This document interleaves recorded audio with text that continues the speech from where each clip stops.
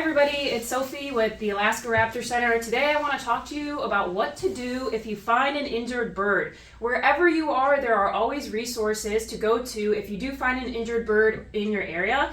And today we're going to cover some of the basics. One, how to pick up that bird, and the different things that you can use to transport to your local wildlife rehab center. To find this information, I really suggest going to your Department of Natural Resources website. County by county, they list different wildlife rehabbers in your area, their phone numbers, and what they're licensed to treat. So whether it be finding a small songbird, a baby bird, a duck, whatever it is, you want to kind of follow these general guidelines. So the first thing I want to talk about is what you can transport it in. Something like this we have with layered on the bottom, we have a towel. On top we've fastened a top that has lots of breathing holes in the top here. This is what we bring on rescues for anything from a raven to a songbird, whatever it may be.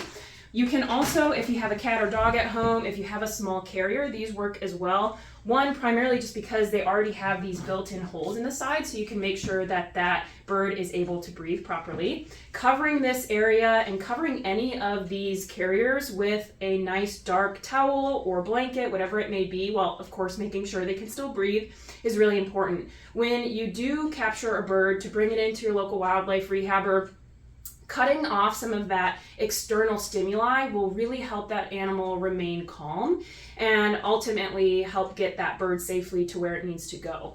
The other one that is what I see quite a lot is just a cardboard box, and that works just as well. You want to again line it with something that that bird or whatever it may be won't snag its feet on. So this is just a little baby blanket in the middle, but of course if you just have a towel, that works too. And then taking that towel and covering that box completely. I would suggest, again, poking some air holes in there. And once you get that bird, let's say I find a duck that needs help. I'm going to go ahead, take my blanket, take my towel, whatever it may be, and if that bird is not flying, if it's on the ground, all you got to do is toss the blanket or the towel over that bird.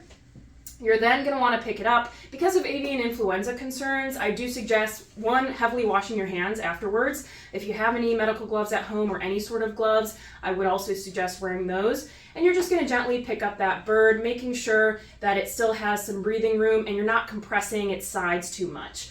Once you have that bird in hand, you're going to want to go ahead, let's say we're putting it in our box, take it, untangle from the blanket, slide in, keep it covered, because these birds, even if they're not moving when you capture them, they tend to sort of jerk and sometimes can often injure themselves further. And then that way it's covered, it's dark. The big points that I want you guys to remember is to not feed that bird, don't give it any water. At the time of rescue, what you really want to focus on is just getting that bird into a nice, quiet, dark, safe environment and transporting where it needs to go.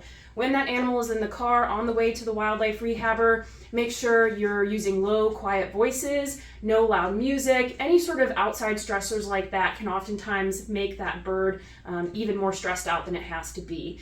Again, making sure to wash your hands after any sort of rescue, donating to that wildlife rehabber after dropping off that bird or whatever it is that you're finding is also super important.